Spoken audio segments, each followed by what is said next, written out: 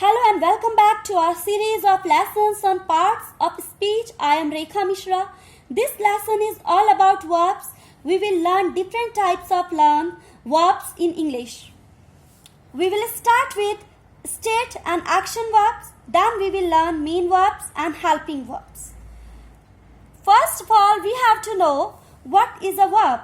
A verb is a word that shows an action or a state. We can divide it into two parts. One is state, which is called stative, and other is action, which is called dynamic. So, what is the function of stative or state verbs? Its function is to express a situation. A state verb expresses a situation. Words like be, have, like, think, own, these all are state verbs. Action verbs express physical activities: eat, go, run, sing, sit, stand. These all are action verbs. Now we have examples for state verbs and action verbs. First of all, we will look at state verb. You can see the first example. I have many books. Here, I am not talking about any physical action. I am talking about a state. Second sentence is Tia likes chocolates. Is Tia doing any physical action here? No. This sentence gives you some information about Tia. And the next, we have action verbs. The girls are dancing in the room. And who is crying? If you look at verbs dancing and crying, we can see that both are physical actions. So that's why we have used ing form along with dance and cry. Because in case of state verbs, we cannot use ing form. Sometimes students, what you do, you write or you say I am having many books, which is entirely wrong. We cannot say I am having many books, because if we are talking about state verb, we cannot use any ing form here. We cannot use any continuous form here. When you want to use a continuous form, you can only do that with action verbs. It was all about state verbs and action verbs. Now it's time to move towards the classification of action verbs. Action verbs are of two types. First is transitive verbs. Second is intransitive verbs. A verb that is followed by an object, which can be a noun phrase or pronoun, is transitive verb. Neha is writing a letter. Neha is subject here, is the helping verb. Writing is the main verb, and a letter is an object. You can see here writing verb. Writing is followed by object letter.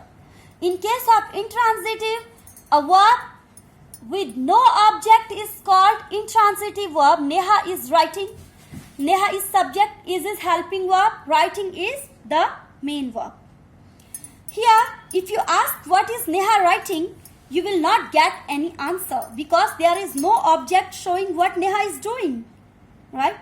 In intransitive verb, if you ask questions who or what, you will not get the answer. But in case of transitive verb, if you ask questions who or what, you will get the answer. If I say she pampered the child, you can ask, she pampered who? The child, of course, child, because here we have object. So in simple words, we can say transitive verbs are those verbs which follow the object. Intransitive verbs are those verbs which don't follow the object or which don't have the object. Now it's time to move on and talk about main and helping verbs. We are learning about main verbs and helping verbs since very beginning. We know that helping verbs help the main verb, right? There are two types of verbs in a sentence. One is helping and other is main. So, helping verbs are called auxiliary verbs as well. When a verb is used in a sentence, it can be used in two ways. What are these two ways? It can either be used as the main verb of the sentence, or it can be a helping verb, that is, it can help the main verb. The most important helping verbs are be, do and have. Be means is, am, are, do and have, right? Here I have one example.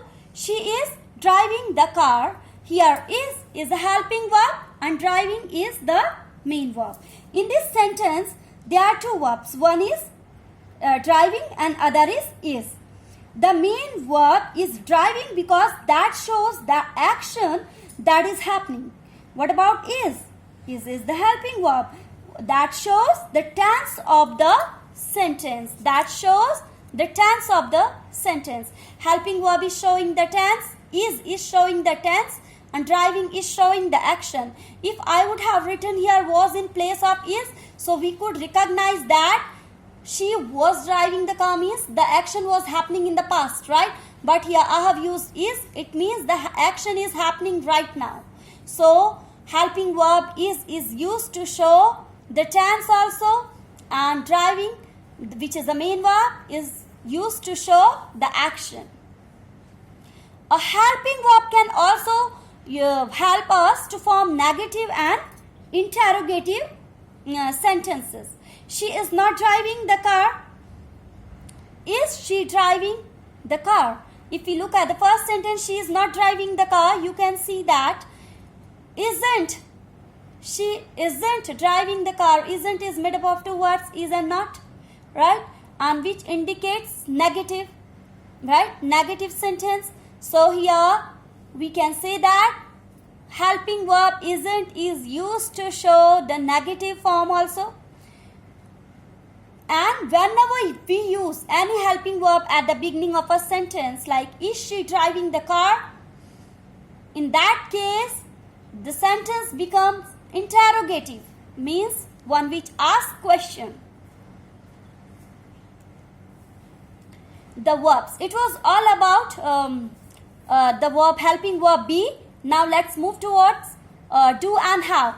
The verbs do and have can also be helping verbs. For example, I don't like chocolates. If you talk about do, I don't like chocolate. Here, do you find here any action word? No. Here it's adding just information to the subject, right? Same in the case of have. I have finished the task. Here have is used along with the action verb which is finished. And here I have two sentences. One is I have finished the task and other is I have a book. Can you tell me the difference between these two sentences? Both are having same verb, have, right? The first sentence uses have as the helping verb, right? Which is used along with the main verb finish. But the second sentence, in the second sentence, have is used as the main verb. You might be thinking, how is that possible? Because have is the helping verb, right? Yes, that's true. But in some cases, be, do and have can be used as main verb also. If there is no other verb, so we can use helping verb as main verb.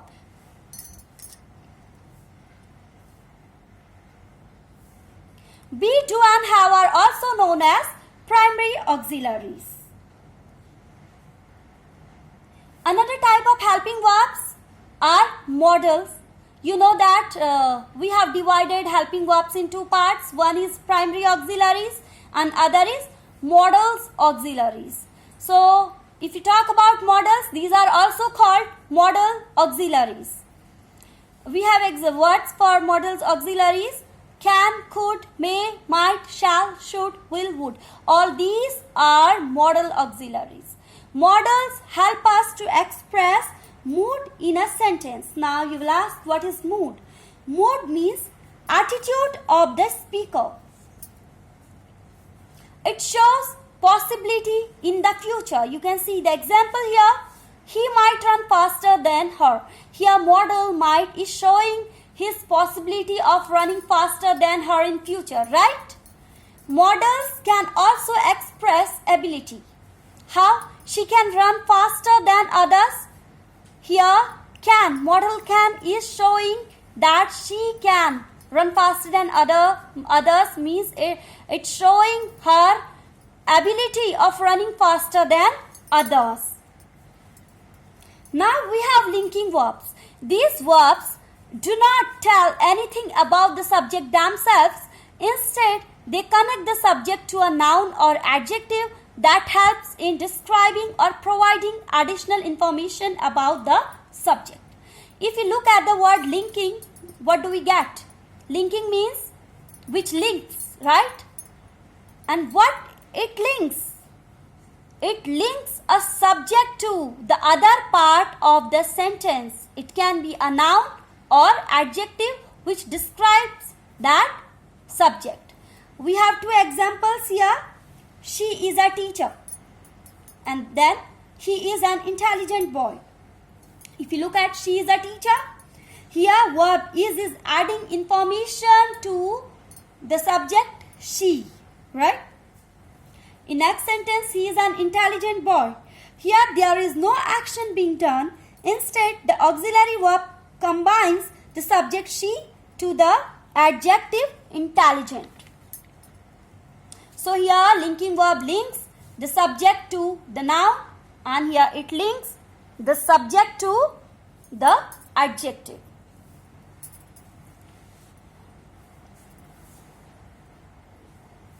Now we will differentiate helping verbs and linking verbs. It's very important for us to know the difference between helping verb and linking verb because sometimes the verbs which are used as helping verb and linking verbs are same. So it's very important for us to know the difference between these. Helping verb is used together with the additional main verb to express the action. We always use helping verb along with the main verb or the action verb. You can see the example here, I'm running. Here I is the subject, am is the helping verb, running is the main verb or the action verb. But linking verb is used to connect or to link the subject with something that describes it. I am tall. Here I am adding information about me, right? I am tall. I have linked subject I to adjective tall. Same word can be used as a linking verb as well as a helping verb. So it was all about verbs.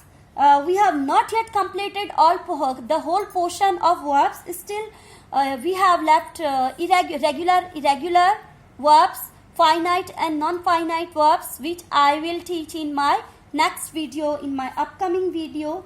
In this lesson we learnt state verbs, action verbs, including transitive and intransitive, and linking verbs. Hope you all liked this video. If you really liked, please like it, share it and subscribe it. Thank you so much.